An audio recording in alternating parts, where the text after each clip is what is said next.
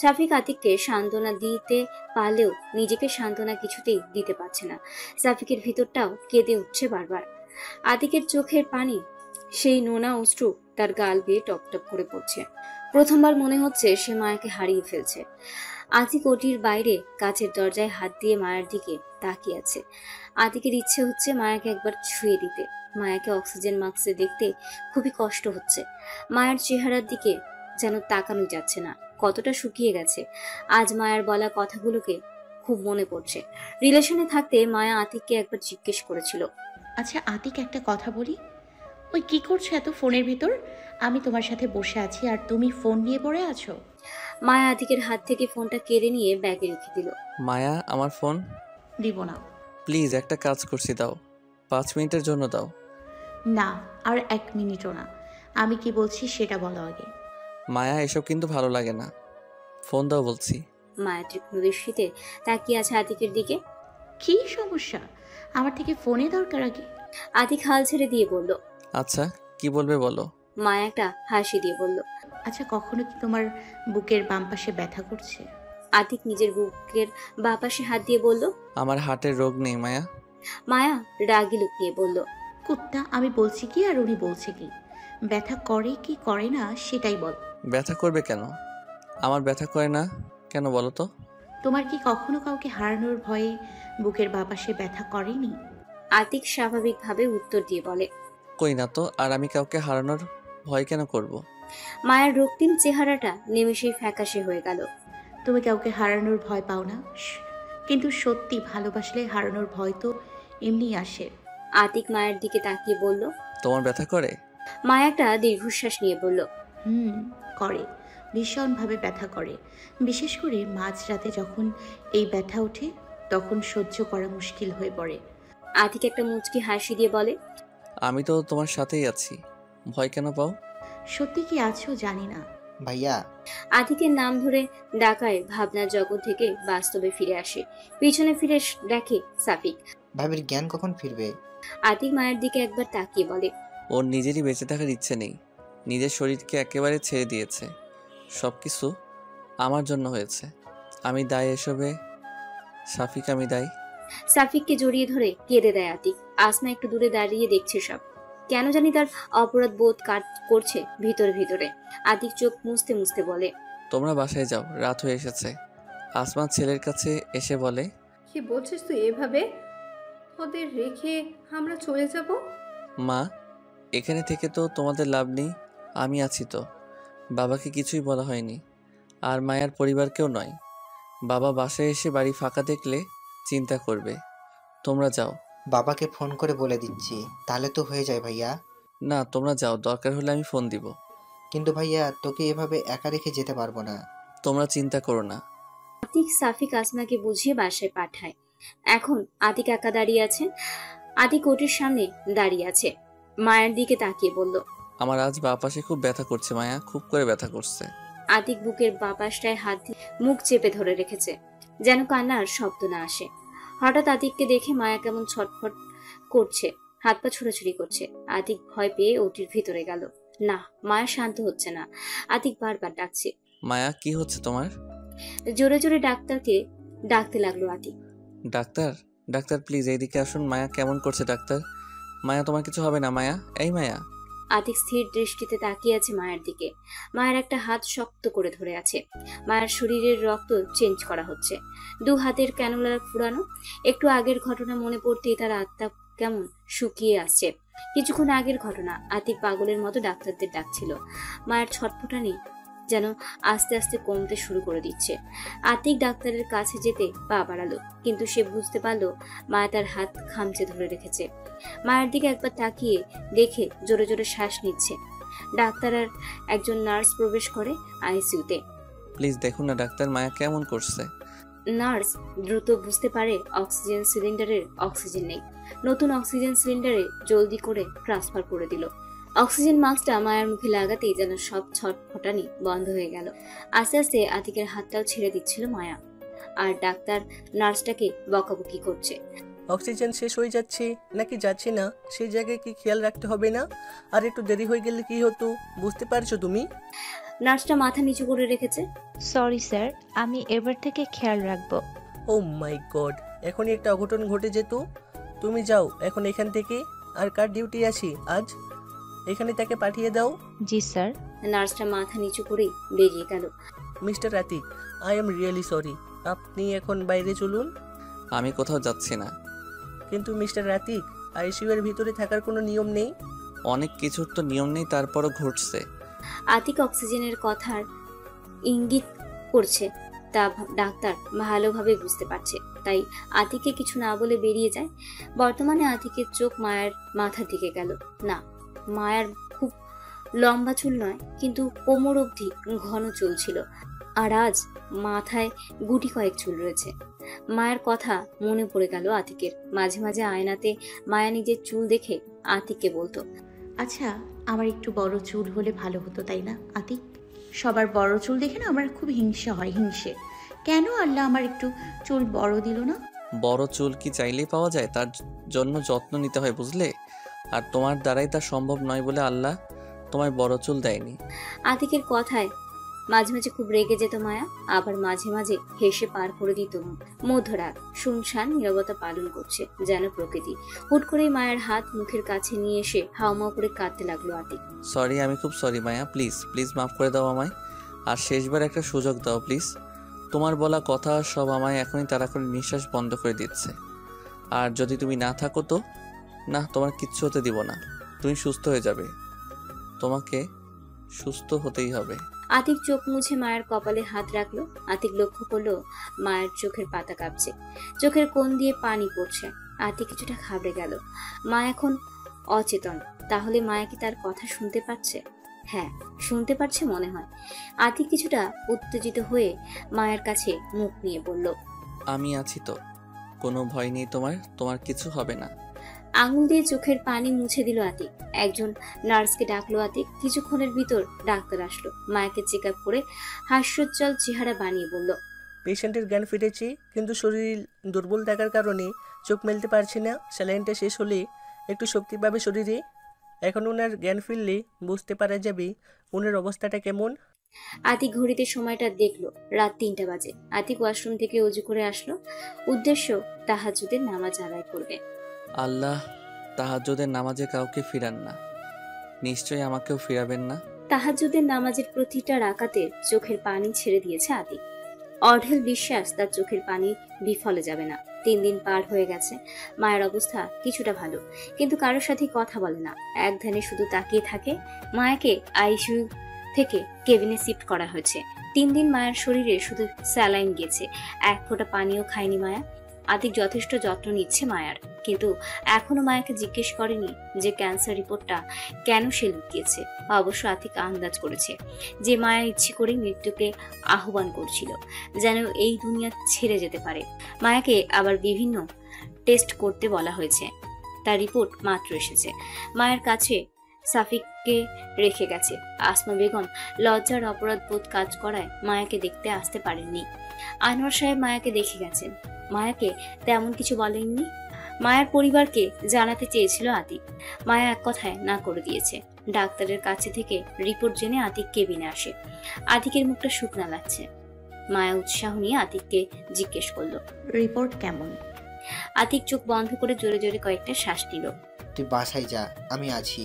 তুই আগামী 3 দিন থেকে বাসায় যাসনি, শরীরের কি হাল করে রেখেছিস?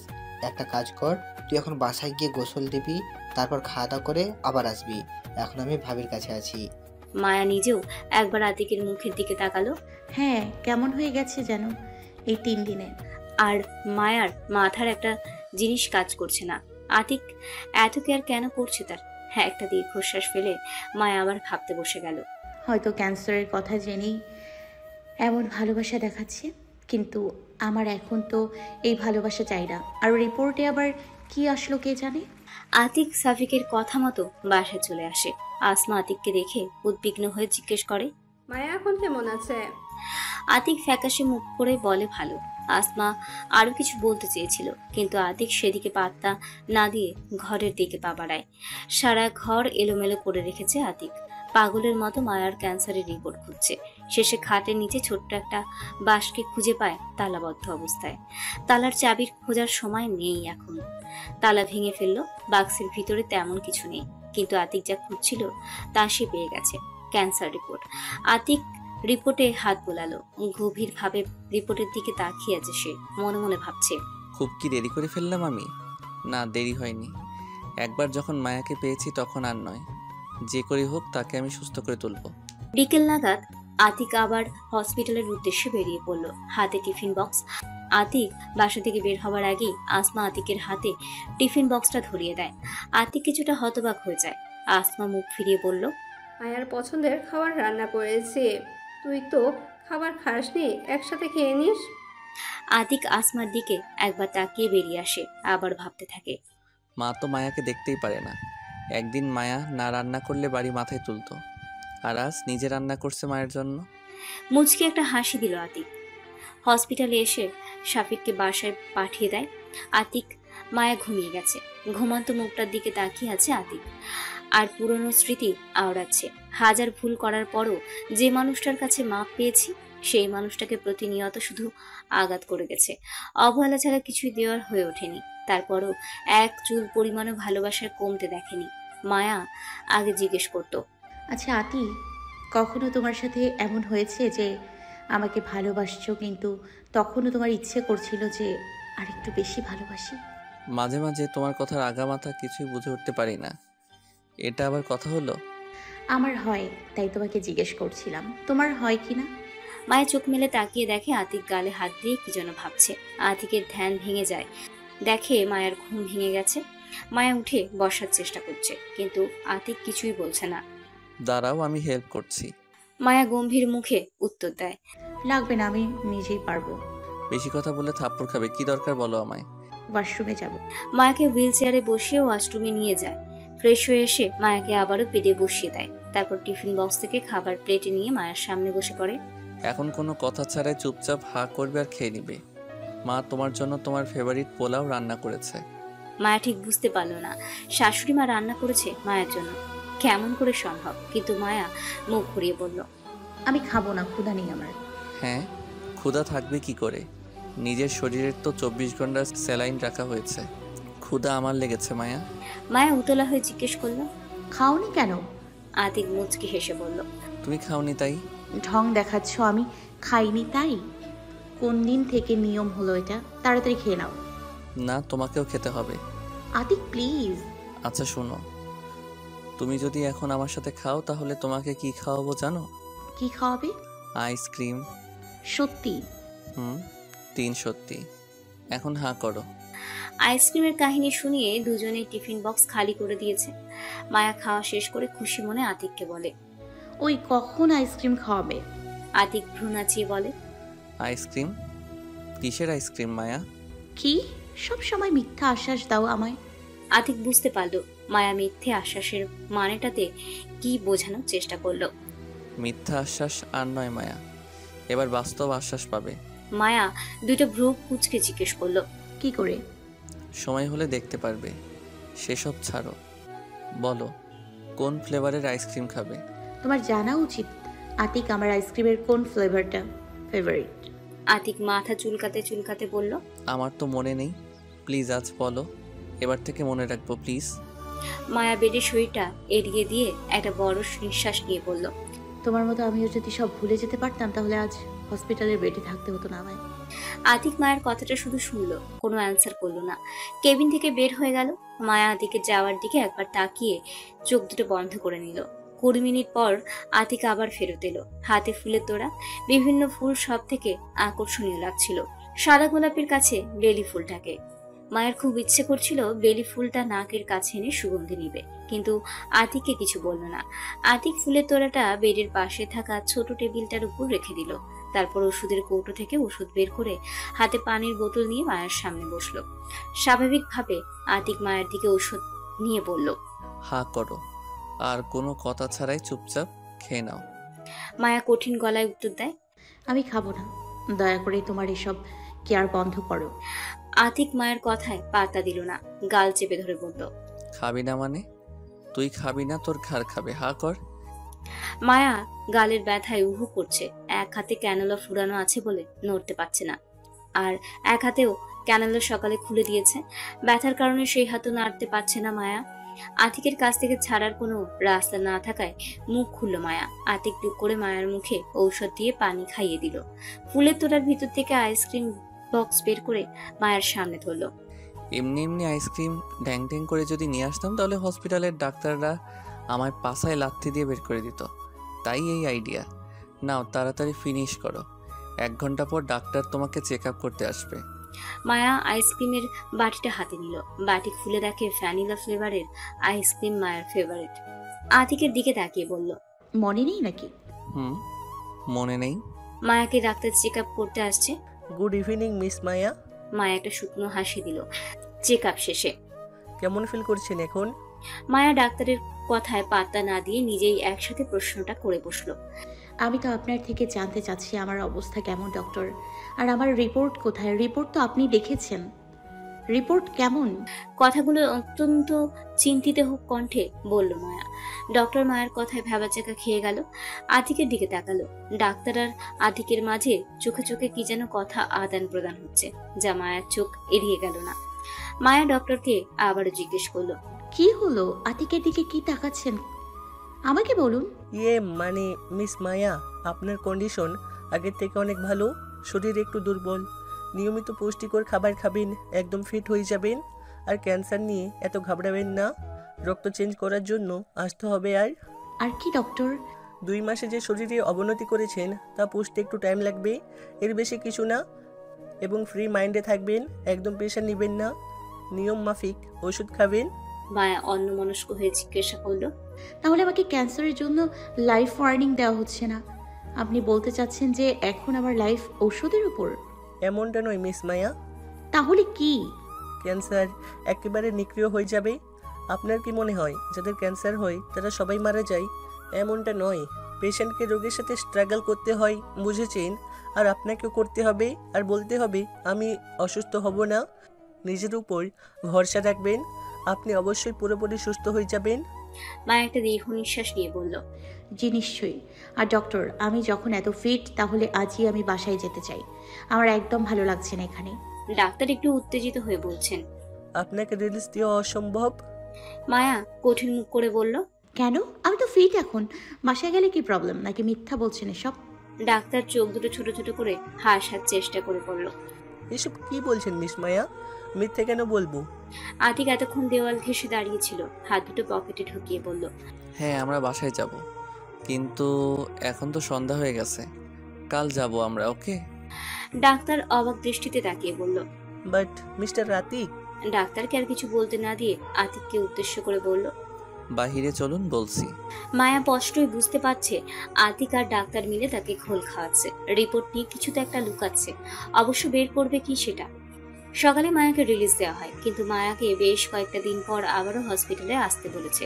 মায়া বাসাতে এসে যেন শান্তির নিঃশ্বাস নিচ্ছে। হসপিটাল এমন একটা জায়গা যেখানে ভালো মানুষও অসুস্থ হয়ে পড়বে কয়েকদিন থাকলে। আতিক বাসাতে নেই। মায়ের কতগুলো ঔষধ নিতে গেছে। মায়া খাটে হেলান দিয়ে কপালে হাত রেখে মগ্ন হয়ে কি যেন ভাবছে। আসমা মায়ের জন্য ফল কেটে নিয়ে এসছেন। আসমার হাতে ফলের প্লেট দেখে হতবাক হয়ে তাকিয়ে আছে মায়া। তাড়াতাড়ি খেয়ে নাও, আমি একটু আসছি। আচ্ছা। আসমা চলে যেতে নিলে মায়া পিছন থেকে ডেকে বলে, মা আমার কাছে কি একটু আসবেন? আসমা ইতস্তত হয়ে মায়ের সামনে বসলো। হ্যাঁ, কিছু কি বলবে তুমি? আসলে মা, আপনিও আমার ক্যান্সারের কথা জানার পর থেকে এমন ভালোবাসা দেখাচ্ছেন। আসমা মায়ের কথায় কোনো রিয়াকশন দেখালো না। কি হলো মা, বলুন। আসমাকে এভাবে চুপ থাকতে দেখে মায়া নিজেই বলে আপনাকে কিছু কথা বলবো মা, যদি কিছু মনে না করেন তবে। আচ্ছা, কি বলবে বলো। আমি তো খারাপ মেয়ে, তাই না? আমাকে তো বাসা থেকে বের করে দেওয়া উচিত। তাহলে আমি তো আবার আপনার বাসায় চলে আসলাম, আর ফল কেটে খাওয়াচ্ছেন। আসমা মুচকি হেসে বলল, লজ্জা দিচ্ছ? লজ্জা দিচ্ছি না। আসলে কি জানেন, বউ শব্দের অর্থটাই এখনো আমি বুঝে উঠতে পারলাম না।